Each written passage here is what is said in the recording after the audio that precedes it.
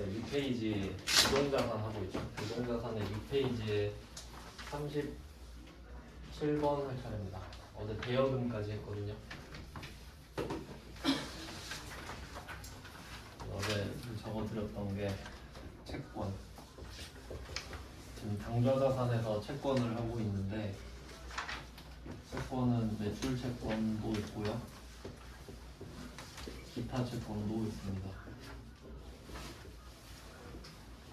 일단 우리한테는 매출 채권이 중요합니다. 어떤 업종이든 간에 자기 본업에 관련된 매출액이 많아야 좋은 거니까요. 매출 채권은 개정 과목으로 나누면 외상 매출은 다들어온 2개였고요. 그러니까 이 매출 채권이 2개라는 게 중요해요. 그러면 그 채권 중에 매출 채권 2개 빼면 나머지가 다 기타 채권인 거니까. 그래서 이 중에 중요했던 게 미수금 저번 시간에 했고 대여금도 했죠. 단기 대여금. 물론 이 매출 채권이랑 미수금도 장기로 빠지는 게 있긴 있는데 일반적이진 않죠. 외상을 막 1년 넘게 하진 않으니까 잘. 그 다음에 오늘 배울 선급금. 선급금은 어제 선수금 나왔었죠. 선수금은 내가 뭐 해준 것도 없이 돈만 먼저 받았다 정도의 뉘앙스라면 얘는 쟤가 나한테 해준 것도 없는데 나는 돈만 먼저 줬네 이런 뉘앙스거든요. 그러니까 계약금을 준 상황인 거예요. 계약금을 줬어요. 내가 계약금을 줬으니까 물건을 좀 달라고 쫄 수 있죠. 그래서 그런 권리가 생긴 거죠. 그래서 얘는 금전 채권은 아니지만 채권은 맞죠. 그래서 이 5개 원래 더 있겠지만 시험 범위는 이 정도인데 여기서 선급금은 금전 채권이 아니고요. 나머지는 다 금전 채권입니다. 돈 받을 수 있는 권리죠. 네, 이 정도로 분류하시면 돼요. 네, 그래서 선급금 한번 해보겠습니다. 37번 문제 보시면 돼요. 37번은 원재료를 매입하기 위해 빙고전자와 계약했다 라고 하는데 계약하는 행위 있잖아요. 계약하는 행위는 회계에 입력을 하진 않습니다. 그러니까 돈이 왔다 갔다 해야 되지 계약했다는 사실 자체가 중요한 건 아니라서 그냥 뭐 계약을 했다 참고하시고 계약금 700만 원은 어음으로 지급했다 라고 되어 있죠. 그러니까 이 37번 문제가 어제 했던 34번 있죠. 34번이랑 정반대라고 보시면 되겠네요. 반대 표시 해주시면 좋겠죠. 34랑 37번은 반대 관계입니다. 그러면 계약금을 먼저 주겠습니다. 처음에 여러분이 분계 하실 때 좀 어렵잖아요. 그래서 제가 힌트를 드린 게 일단 그 결제 수단이 있죠. 그러니까 뭘 주고 받았는지부터 쓰면 좋거든요. 그럼 일단 여기는 안 나왔네. 어음을 줬다고 하는데요. 원재료를 매입하기 위해 계약을 한 겁니다. 좀 이것도 어려운 문제로 일부러 넣은 것 같은데 그럼 계약금 700을 준 거잖아요. 그럼 일단 개념은 선급금이라는 개념이 돼요. 그럼 우리가 계약금을 걸어놓으면 물건을 달라고 할 권리가 생기죠. 그 권리 자체가 자산이란 말이에요. 그래서 선급금이라는 자산이라서 왼쪽에 차변에 생깁니다. 선급금 차변에 700.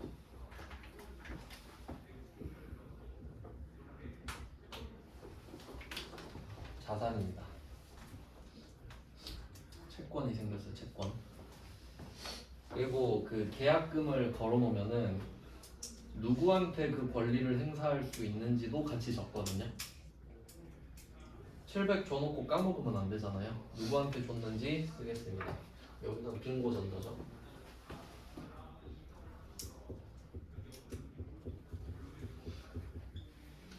네, 이렇게 해서 이 선급금은 그 관념적인 개념이죠. 개념.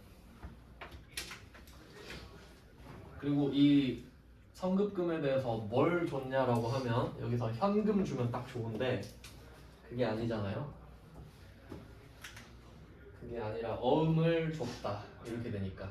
자, 그러면 어음을 줄 때는 또 두 가지 상황이 있습니다. 우리가 어음을 받을 때는 받으러음이랑 미수금 두 개 있잖아요.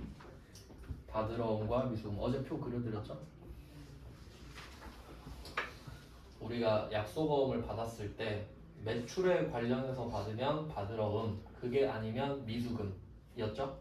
그럼 반대로 돌려볼게요. 우리가 어음을 줄 수도 있잖아요. 그럼 이게 원재료랑 관련되면 지급어음이고 그게 아니면 미지급금이죠. 이렇게 대응 관계를 아셔야 되죠. 그럼 어음을 줬다. 왜 줬죠? 원재료 때문이죠. 지급어음이지.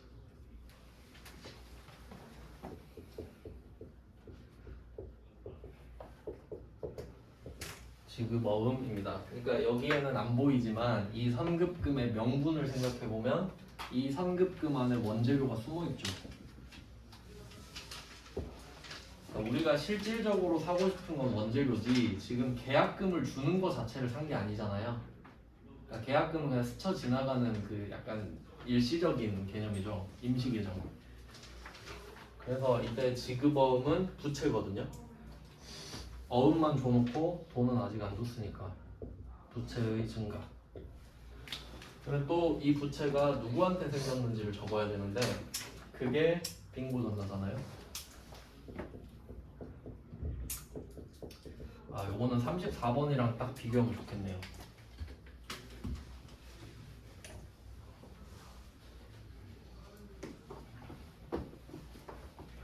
이게 세무 2급이라 조금 어렵게 된 것 같은데 어제 풀었던 34번도 제가 위에 써볼게요. 비교차. 이때는 계약금을 받았던 건데 34번은 그러면 선수금 와야 되죠. 선수금.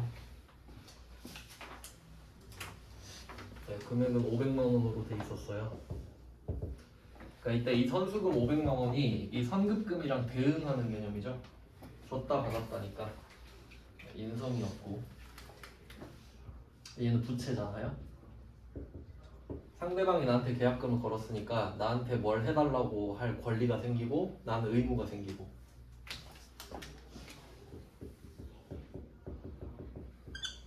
이렇게 된 겁니다. 그러면 이때 이 선급금에는 원재료가 숨어 있다고 했잖아요. 원재료를 위한 선급금. 그럼 얘는 뭘 위한 선수금이냐 했을 때 차 파는 거죠. 타던 차. 아직 안 배웠는데 차량 운반구거든요. 차량 운반구를 위한 계약금을 받은 거죠. 매출 아니잖아요. 그래서 여기에 미수금이 왔죠.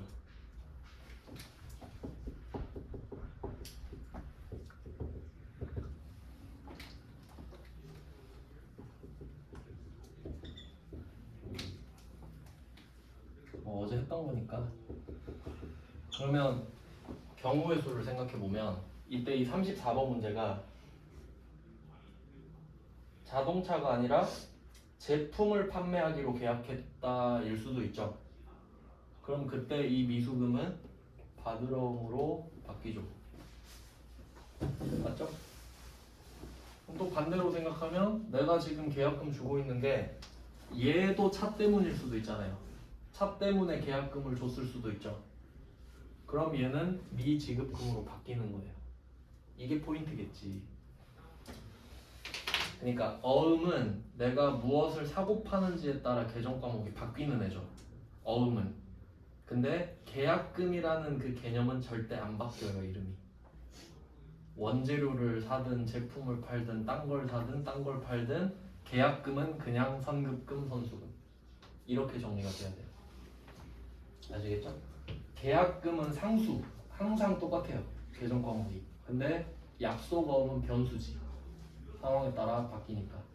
그것 갖고 장난친 거잖아요. 지금 포인트를 잘 짚으셔야 돼요.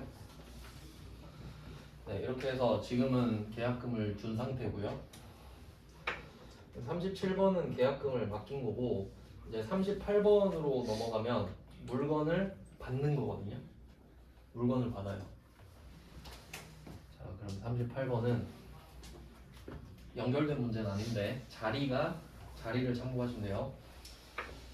38번은 원재료 400만 원을 구입하면서 이렇게 있죠. 그러면 400만 원이 왔다고 가정할게요. 지금 400만 원어치를 배송까지 해준 거예요. 우리한테 원재료가 도달했죠. 원재료 400만 원 도착했습니다. 자산의 증가예요.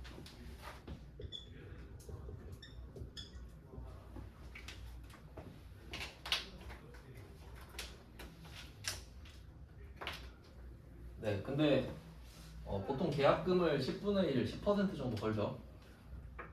그래서 원재료를 지금 유전기업한테 받았는데 이 말을 하는 거죠. 저번에 내가 계약금 준 거 알지? 기억하지? 장부 한번 뒤져봐. 그러니까 그러네. 그럼 이제 우리 40만 원은 안 줘도 되죠. 360만 원만 주면 되죠. 그러면 이걸 기억하는 거예요. 우리가 줬던 상급금 있죠. 이게 자산이잖아요. 이제 이 권리를 행사하는 거죠. 내가 그때 줬잖아. 지금 안 줘도 되지. 그래서 약간 상급금이 마일리지 성격도 있는 거죠. 먼저 줬으니까 나중에 안 줘도 되죠. 그래서 이때 상급금이 돈 나가는 걸 막아주는 거죠. 40만 원이. 여기 있던 애가 자리를 채워버리잖아요. 대변을. 그래서 40만 원은 돈이 안 나가죠. 얘는 자산의 감소, 마일리지를 갖다 쓴 겁니다. 그러면 우리가 계약금을 줄 때 누구한테 줬는지 써놓듯이 이제 거래가 끝났어도 그 계약금 이름을 다시 적어줘야겠죠. 여기선 유전기업이고요.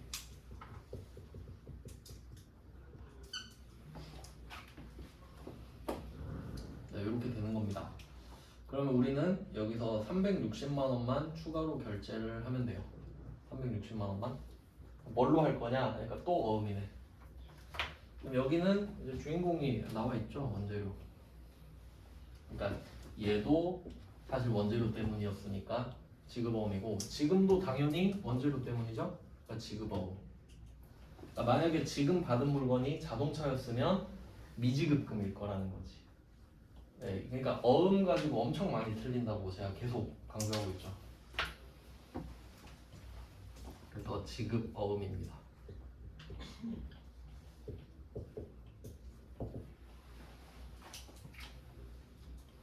지급어음도 부채고, 돈을 안 준 거니까 거래처를 또 써야 돼요.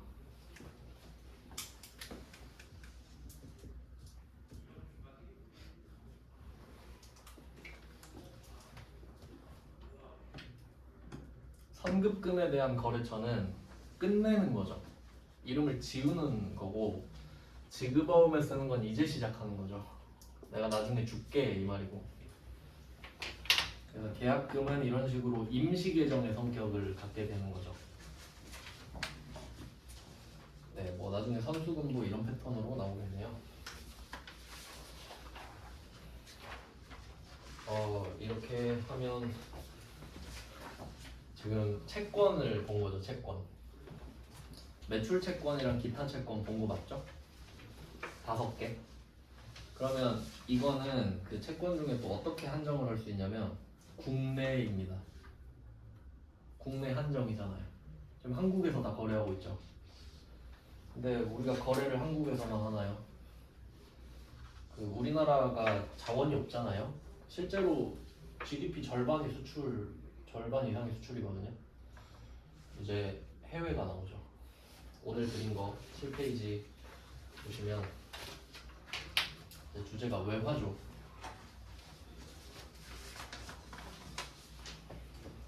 외화입니다. 그러니까 국내에서는 원화를 쓰잖아요. 원화. 근데 이제 해외 거래를 하면 수출을 할 수도 있고 수입을 할 수도 있죠. 그럼 외화가 나오지. 그 외화가 나오면 필연적으로 환율이 나오고, 이런 것도 이제 제가 그런 거 말했죠. 사실 회계 자체보다 금리, 외화, 환율 뭐 이런 게 중요한 수표 이런 것들.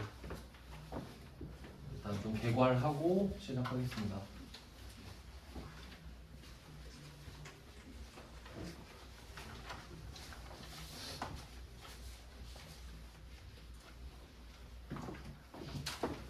문 좀 열고 할게요.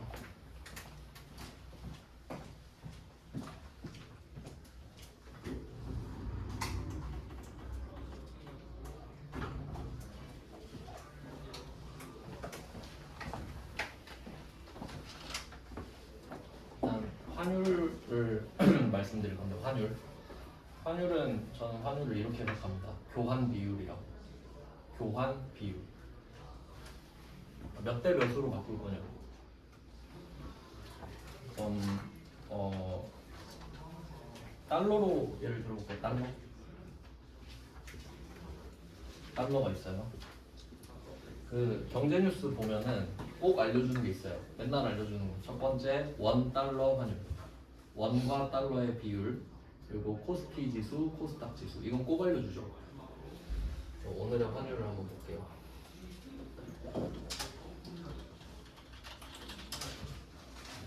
오늘 환율이 네이버가 지금 하나은행 메인인데 1,274원입니다. 뭐 1,200원 기준으로 위아래로 해볼게요.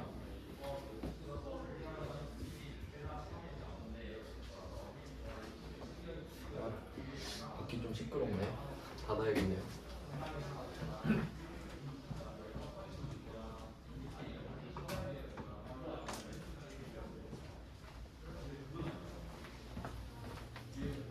자, 그러면 1달러에 1,200원이 교환 비율일 때도 있겠죠. 그리고 1,100원일 때도 있겠고 1,300원일 때도 있겠죠. 그러니까 이거의 의미를 좀 알면 문제를 풀 때 유리하겠죠. 그러니까 외우는 건 항상 한계가 있으니까. 그럼 이때 교환 비율 볼 때 여기서 중요한 거는 달러 있죠. 얘는 고정돼 있습니다. 얘는 픽스돼 있습니다. 고정돼 있어요. 이게 무슨 말이냐면 그 환율을 알려줄 때 달러당 얼마입니다 이러죠. 1,000원당 몇 달러입니다 이러지 않죠. 그러니까 무조건 환율에서 기준은 외국 화폐 1단위입니다. 외국 화폐 1단위. 물론 달러 밑에 센트가 있긴 하지만 공식적으로 1달러가 기준이죠. 그러니까 1달러가 기준인 거지. 그러면 중국 돈으로 넘어가면 1위안당 얼마입니다 이러겠죠. 여기까지 이해되시죠? 그러면 이 1달러를 어떻게 생각하시면 되냐면 금이라고 생각할게요. 그 실제로 그 달러 있잖아요. 달러가 옛날에는 금으로 바꿔주는 영수증이었습니다. 실제로 달러에 써 있었어요. 이걸 제시하면 금 얼마를 드립니다 이렇게 써 있었어요. 그 묶여 있었던 거라고. 그래서 달러의 가치가 높았던 거지. 이걸 금으로 바꿔주니까. 근데 그 깨버렸죠. 근데 지금은 별개잖아요. 하여튼 뭐 비슷하다고 보시면 되는 게, 그러니까 여기서 달러를 돈이라고 생각하지 말고 물건이라고 생각하자는 거지. 그러니까 1달러를 지금 사고 싶은 거예요, 여러분이. 갔는데 1,200원 달래요. 1,200원 달랍니다. 그럼 이때 생각을 해보면 1,200원이었다가 1,300원도 될 수 있고 1,100원도 될 수 있죠. 그러면 여러분이 기분이 어떻게 바뀌는지 봐야 돼요. 지금 달러를 살 거예요. 그럼 1,200원이었어요. 오늘 1달러를 샀어요. 그럼 1,200원 주고 하나 사왔단 말이에요. 근데 다음 날이 됐는데 또 한 개 더 갖고 싶은 거야, 1달러를. 내일 갔거든요. 1,300원 달래요. 기분이 어떤가요? 안 좋죠? 안 좋아야 되죠? 가격이 올랐잖아요. 그럼 가격이 오른 겁니다, 결과적으로. 그럼 이 상태를 환율이 올랐다 그래요. 환율이 올랐다. 일단 요게 이해가 돼야 돼요. 달러는 고정이 돼 있는데 그에 묶여있는 원화가 올라간 거잖아요. 그럼 우리는 더 많은 가치를 줘야 되는 거네. 그럼 환율이 올랐다고 하는 거고, 그럼 여기 속뜻을 볼게요. 환율이 올랐다고 하면은 우리나라 돈 가치가 떨어진 겁니다. 그러니까 원화 약세라는 뜻이죠. 왜냐면 어제만 해도 1,200개만 주면 됐는데 오늘은 1,300개 줘야 되잖아. 그럼 더 약하니까 100개를 더 주는 거지. 이해돼요? 내게 보잘것 없으니까 더 줘야 된다고. 그래서 원화 약세라는 뜻이 돼요. 숨은 뜻은 그래요. 그러니까 이게 환율이 높은 게 좋은 게 아닌 거죠. 그러니까 주식 가격은 높으면 좋은 거잖아요. 환율은 아닌 거지. 네, 뭐 그런 식이에요. 그러니까 금도 똑같잖아요. 그럼 가격이 왜 오르는지 물어볼게요. 왜 가격이 오릅니까? 금은 왜 오르죠, 가격이? 사람들이 많이 사니까요. 그러니까 실제로 그 금 총량 있잖아요. 그게 그 옛날 이집트 시대 있죠. 기원전. 그때 금량이랑 지금 양이랑 똑같대요. 그게 금이 불변의 딱 상징이잖아요. 그러니까 비싸잖아요. 금은. 그래서 금이라고 생각하면 돼요. 그러니까 금을 사람들이 일순간에 많이 사면 가격이 오르죠. 그럼 달러도 마찬가지 아닙니까? 사람들이 다 달러를 사고 싶어 하지. 그 왜 그런가 생각해봐요. 코로나 때도 환율이 엄청 뛰었거든요. 그 사람들이 저도 그때 주식했는데 제가 코스피 1600을 봤어요. 주식 샀는데 1600여가지고 진짜 힘들더라고요. 근데 진짜 저 그때 세상이 다 망할 줄 알았어요. 그러면 진짜 세상이 망한다 생각하면 주식이 의미가 있나요? 빨리 이거 돈으로 바꿔서 빵 사 먹어야지. 그렇지 않아요? 그러니까 주가가 개박살난 거지. 지금 다 죽게 생겼는데 주식이 뭔 소용이냐고 다 던져버리죠. 반값에 다 던져버리잖아요. 그러니까 1600 됐잖아요 실제로. 뭐 그런 식이죠. 근데 왜 그때 달러가 세졌냐면 만약에 세상이 망하면 가장 마지막에 망할 나라가 어디예요? 미국이겠지. 그러니까 그나마 안전자산으로 금이랑 달러가 같이 오른 겁니다. 뭐 그런 느낌인 거죠. 그러니까 이유가 있을 거 아니에요. 그러니까 지금도 좀 많이 내려온 거긴 한데 미국 금리 오르면 또 환율이 높아집니다. 이유는 어제 말씀드렸죠. 미국 금리가 우리나라 금리보다 높으면 당연히 여러분은 원화를 달러로 바꿔서 미국 가서 투자해야 되죠. 금리가 더 높은데 그럼 당연히 달러가 비싸지죠. 그럼 환율이 오르지. 원화가 약세되니까. 그거 막으려고 우리도 금리 따라간다고 그랬죠. 하여튼 뭐 그런 좀 환율에는 여러 가지 원인이 있는데 대충 이런 느낌이에요. 방향으로 보시면 대충 느낌 아시겠죠? 그러니까 환율은 이런 상태입니다. 그러니까 원화를 우리가 쓰는데 외화가 나오면 반드시 환율이 생긴다 이거죠. 네, 아시겠죠? 자, 그러면 이때 제가 네이버에 환율이라고 쳤는데 1274가 나왔거든요. 자, 그리고 실제로 한번 생각해 볼게요. 그럼 내가 지금 은행 가서 뭐 문 닫았지만 인터넷으로 산다면 1달러를 1274원에 살 수 있냐? 또 그게 아닙니다. 왜냐면 제가 금이라 그랬죠. 혹시 금 시세 검색해봤어요? 금 시세 검색하잖아요. 살 때, 팔 때 나오죠. 당연한 거죠. 그러니까 여러분이 금을 재고자산으로 관리하는 금은방이라고 해봐요. 그럼 똑같은 금이 있어요. 한돈. 누가 판대. 그럼 싸게 사고 싶어요? 비싸게 사고 싶어요? 싸게 사고 싶죠.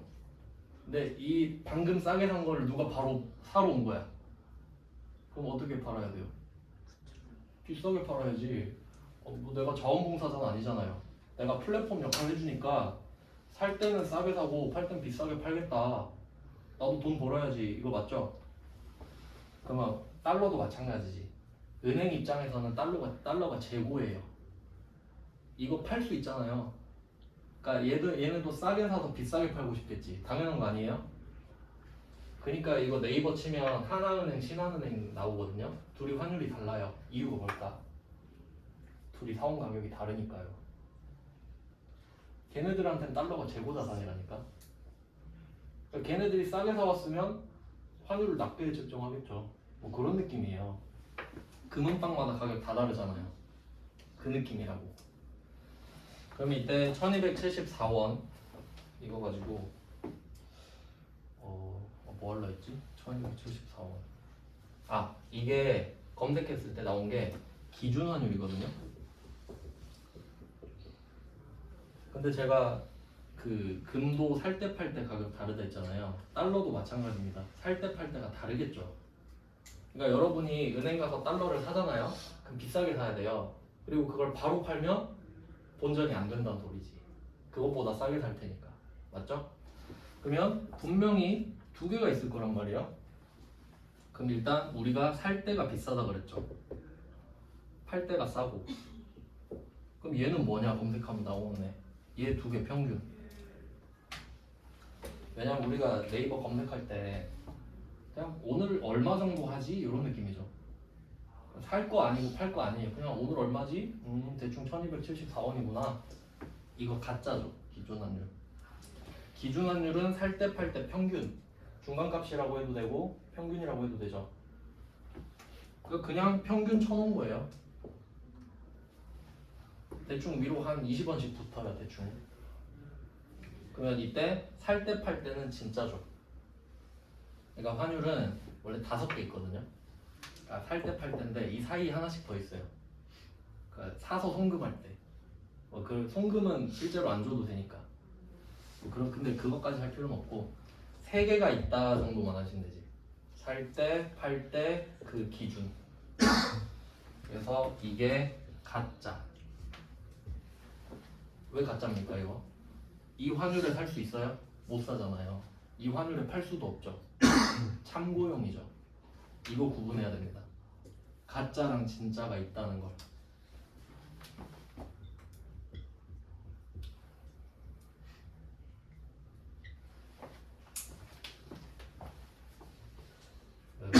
이런 환율만 마스터하셔도 그냥 이론적인 이야기인데 만약에 그런 거예요. 코로나 전으로 돌아간다고 해봐요. 저는 그 생각을 했어요.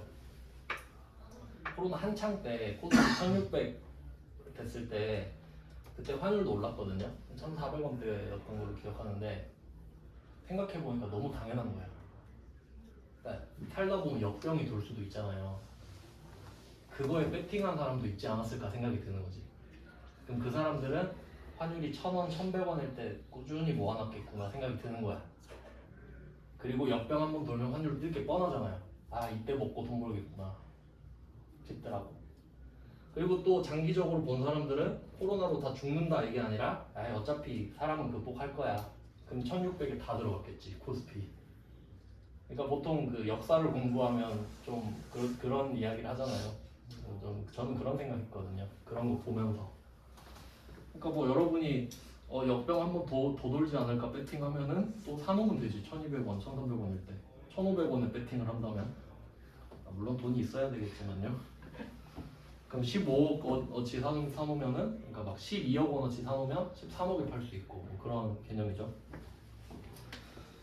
뭐 도움은 되겠죠. 어찌됐든 이런 내용이에요. 그러면 일단 우리는 이 원화 약세, 그러니까 이게 실질적 가치가 떨어진 거죠. 근데 우리는 그냥 액면적으로 환율이 올랐냐 떨어졌냐만 보는 거예요. 일단 지금은. 그러니까 속뜻까지는 안 본다고. 그냥 겉으로만 볼게요. 겉으로만. 속뜻은 그냥 따로 생각하시면 돼요. 근데 요거 되게 중요하거든요. 진짜 가짜 있는 거. 이거 연결해서 보겠습니다. 39번 볼게요.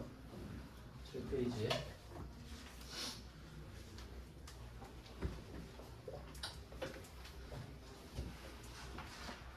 이 외환은 앞에서 배웠던 단기매매 증권이랑 비슷해요.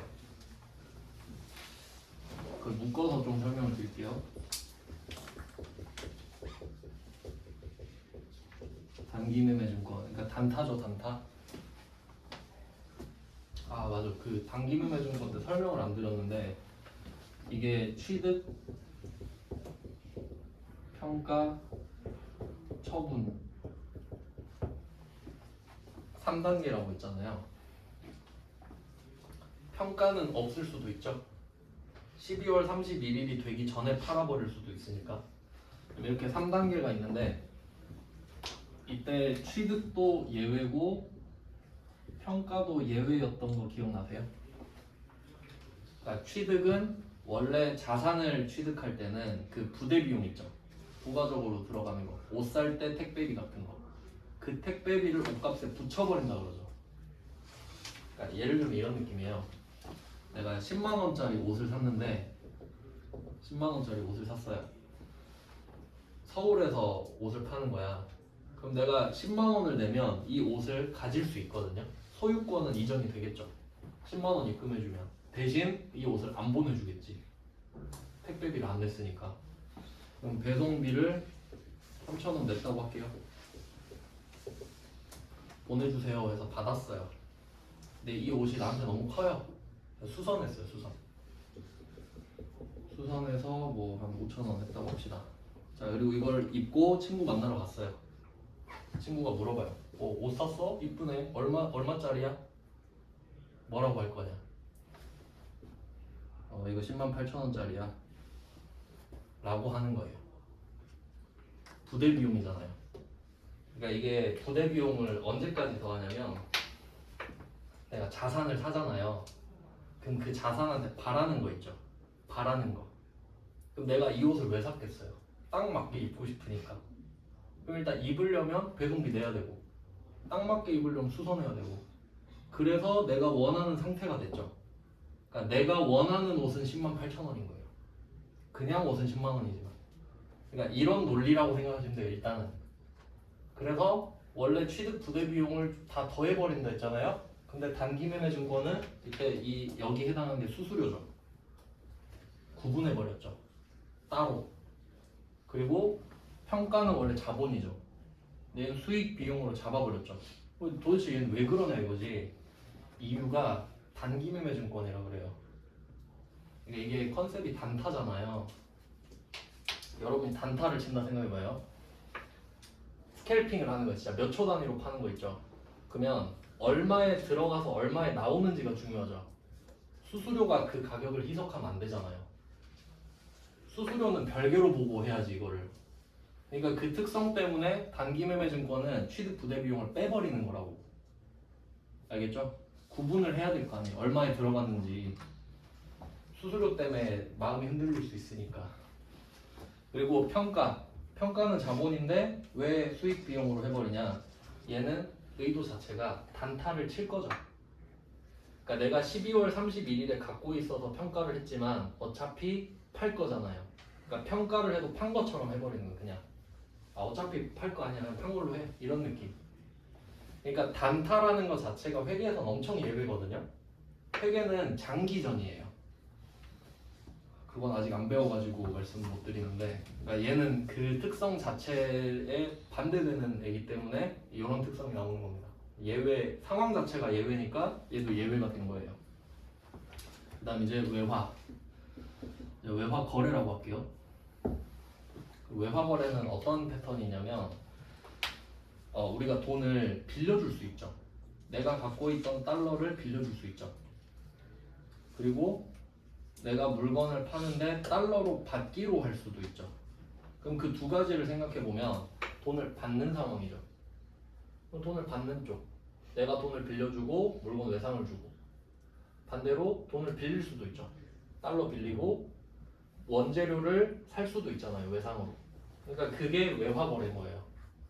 그러면 이 외화 거래는 단기 매매 증권처럼 어떻게 보냐면 처음에는 시작이죠. 거래가 시작되는 거. 거래가 시작되는 거예요. 그러니까 물건을 보냈다, 달러를 빌려줬다 이런 식으로 거래가 시작되는 거.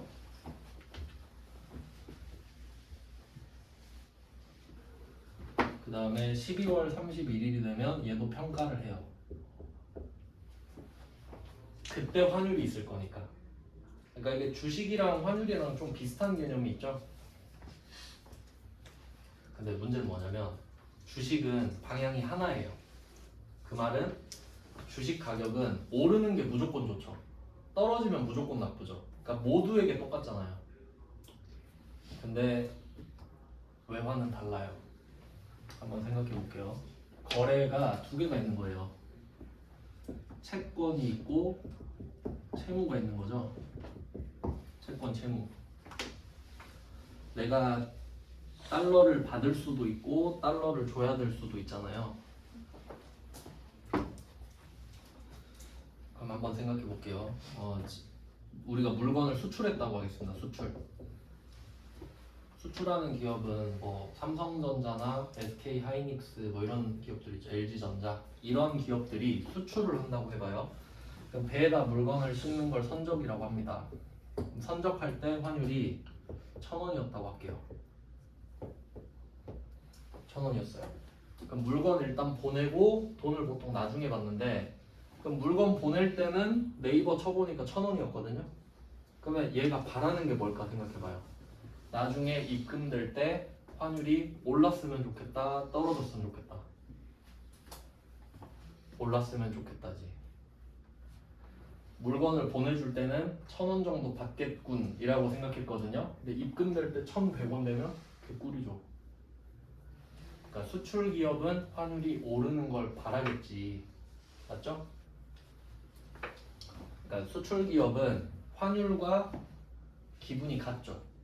환율이 오르면 나도 기분 좋고 떨어지면 나도 기분 안 좋고 이렇게 되겠죠. 그래서 그 초등학교 때 막 교과서 보면은 환율이 오르면 좋다고 배웠어요. 대기업 기준입니다. 근데 실제로 한번 생각해봐요. 여러분 입장에서 환율이 오르면 좋은지 생각해봐요. 여러분 수출해요? 근데 수입은 하죠. 직구하죠, 직구. 안 좋잖아요. 우리한테는 안 좋겠지, 그럼? 그러면 그 수입도 그런데 항공사 있죠, 항공사. 뭐 대한항공이나 아시아나 항공 있잖아요. 요새는 그 작은 항공도 되게 많죠. LCC라고 하던데. 그럼 그 항공사들은 비행기 항공기 있잖아요. 항공기 한 대가 몇백억 한단 말이에요. 그럼 그거를 사놓고 장사할 수 있을까요? 안 되죠. 리스합니다. 리스. 일단 질러놓고 벌면서 갚아야지. 보통 그렇잖아요. 그러면 항공사는 리스가 돈을 갚는 거니까, 그럼 내가 비행기 살 때 환율이 달러당 1,000원이었다고 합시다. 그럼 1,000원을 갚기로 한 건데 환율이 오르면 좋을까 떨어지면 좋을까? 떨어지면 좋죠. 1,000원 갚기로 했는데 900원 주면 좋죠. 그러니까 환율은 좀 더 입체적이죠. 주식은 오르면 좋고 떨어지면 안 좋잖아요. 누구에게나. 근데 환율은 상대적이라는 거지. 내가 받을 돈이 있으면 오르면 좋고 줄 돈이 있으면 오르면 안 좋죠. 이것까지 생각을 해야 되니까 조금 더 어렵죠. 그러니까 주식의 업그레이드판이라고 보시면 돼요. 맞죠? 그래서 채권인지 채무인지까지 따져봐야 됩니다. 얘는. 네, 일단 방향은 이래요. 방향성은. 네, 그리고 문제를 풀어봅시다. 첫 번째 문제. 자, 일본 홋카이 상사로부터 40만 엔을 차입했네요. 돈을 빌린 거죠. 네, 차입했다는 빌렸다고, 대여는 빌려줬다. 그 다음에 대구은행의 보통예금 계좌에 예입하였다. 그러면 상황을 한번 정리해 볼게요. 내가 홋카이 상사한테 전화해요. 야, 40만 원만 쏴줘. 2년 뒤에 갚을게. 그럼 홋카이 상사가 이렇게 말합니다. 엔화로 쏴줄까? 원화로 쏴줄까? 뭐 그 정도 고를 수 있겠죠. 근데 그런 말 지금 없죠. 일단 뭔지 몰라요. 그럼 보통예금이 일단 들어왔대요. 그럼 우리는 보통예금이 증가하죠. 그건 알아야 되죠. 보통예금이 증가했다. 근데 얼마냐가 문제잖아요. 자, 제가 환율은 외국 화폐의 1단위가 기준이라고 그랬죠. 여기는 100엔이라고 돼 있죠. 100엔이 1단위인가요? 아니죠. 100단위죠. 그럼 이거를 1단위로 바꿔야 돼요. 그럼 100엔당 1,100원인데 이거 1엔으로 만들려면 둘 다 100으로 나누면 되죠. 그럼 1엔당 11원이죠. 이걸 따로 써둘게요. 이게 환율입니다. 왜냐면 우리가 100엔 단위로만 사야 되나요? 1엔은 못 사나? 그러니까 최소 단위로 가야죠. 그러니까 환율은 최소 단위로 쪼개놓는 거예요. 그러면 1엔당 11원인 거 아시겠죠? 보통 한 10배 하잖아요. 지금 N적이긴 한데 11원 1N. 아, 참고로 그 이 1N 이거 화폐 단위 아시죠? 본 적 있죠? Y에다가 짝대기 2개 하는 거. 이게 이건 그냥 참고하세요. 한자로 쓰는 이거거든요. 원. 근데 이거를 중국이랑 일본이랑 같이 써요. 그러니까 똑같은 글자인데 중국은 위안이라고 읽고 일본은 N이라고 읽는 거예요. 한자 똑같아요. 화폐 단위도 똑같아요. 참고하세요. 그러니까 보통 N화로만 알고 있거든요. 근데 N화는 이걸 쓰고 보통 중국은 그냥 CNY라고 뭐 차이나 위안 이렇게 써요. 근데 그냥 참고로 알고 계세요. 일단 우리 입장에서는 이게 일본 입장에서 N화를 입금했을 수도 있고요. 아니면 지들이 자체적으로 원화로 바꿔서 그걸 입금해줬을 수도 있죠. 그럼 그걸 어떻게 알 수 있는지 볼게요. 대고객 매입률이라고 써있죠. 제가 아까 3개 쓴 거 기억나시죠? 환율. 그럼 제가 기준 환율이 가짜라고 말씀드렸거든요. 그럼 대고객 매입률은 뭐냐면 은행 입장에서 고객에 대해서 사는 거. 뭐 그런 뜻이에요. 그러니까 여기서 대고객 매입률은 진짜란 뜻이죠. 기준 환율이 아니니까. 그 정도만 아시면 돼요. 그러니까 사는지 파는지는 안 물어봐요, 누가. 그러면 해석 어떻게 해야 되죠? 9월 11일에 40만 원을 얘가 입금을 해준 거예요. 그럼 내가 이걸 환전을 했나 보지. 환전한 환율을 말하고 있잖아요. 그러니까 이게 무슨 차이냐면 얘가 N화로 40만 원을 입금을 하잖아요. 그러면 통장에 40만 N이라고 적혀 있죠. 근데 우리는 기준을 원화로 쓰잖아요. 그럼 내가 40만 원 받았다고 회계 프로그램에 40만 쓰면 얘는 40만 원이에요. 맞죠? 그러니까 40만 N으로 받아도 우리는 내 머릿속에 환전을 해서 적어놔야 된다고요. 이해됐죠? 그러니까 얘가 진짜 40만 원을 입금했으면 우린 네이버에 환율 쳐보겠죠. 그럼 그게 기준 환율이겠죠. 그러니까 기준 환율을 말해줬다라면 N화로 입금을 한 거예요. N화로 입금을 했으니까 오늘 얼마지 하고 내가 자체적으로 바꾸는 거라고. 가짜 환율로. 알겠어요? 근데 대고객 매입률이 나오잖아요. 진짜 환율이 나왔죠. 그럼 내가 이걸 뭐 받아서 바꿨던지 제가 바꿔서 줬던지 그거라고요. 그러니까 이건 원화로 입금이 된 거예요. 뭐 상황은 그렇습니다. 그러니까 이게 수준을 한번 생각해 보시면 전산회계 1급이 제일 쉽다고 했잖아요. 그러니까 원래대로라면 기준 환율은 얼마고 대고객 매입률은 얼마다라고 말해줘야겠지. 실제로 그러니까 그럼 사람들이 문제를 못 풀잖아요. 그러니까 하나만 줘버린 거죠. 이거 곱하라고. 근데 실제는 그렇지 않잖아요. 그래서 말씀드리는 거라고. 그러니까 얘는 쟤가 원화로 바꿔서 나한테 입금을 했든지 내가 N화를 원화로 바꿨든지 원화인 상태라고 지금. 진짜 환율을 말해줬으니까. 근데 N화인 상태면 가짜 환율 말해줄 거라고요. 가상으로 곱해서 쓰니까. 좀 어렵나요? 그럼 결론. 어쨌든 환율이 하나밖에 없잖아요. 11. 그러면 40만 곱하기 12를 해야죠. 그럼 우리는 440만 원을 받은 거지.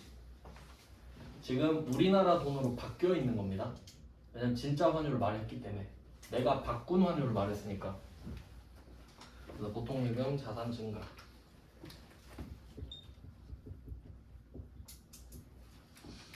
자, 그러면 이 440만 원을 빌렸는데 이게 뭐냐 하니까 이거 돈 빌린 건데 차입금이죠. 그리고 돈을 빌리거나 빌려주면 반드시 만기가 있다 그랬죠. 그럼 만기가 언제냐라고 물어보니까 2년이잖아요. 제가 그랬죠. 2년이면 볼 것도 없이 장기라고. 2년인데 단기일 수는 없습니다. 단기는 23개월까지죠. 그래서 장기 차입금이구나 알 수 있죠. 그러니까 출제자가 착한 거예요. 엄청 착한 거예요. 제가 봤을 때는.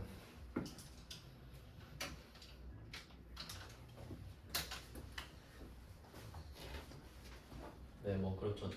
왜냐면 제가 출제자면 막 23개월 이렇게 낼 거고 기준 환율도 알려줄 거거든요. 근데 저는 여러분 편이죠, 다행히. 자, 그럼 장기 차입금은 부채죠. 이 돈을 갚아야 되잖아요. 그럼 누구한테 갚을지 써야겠죠. 호카이 상사까지 적어주시면 됩니다.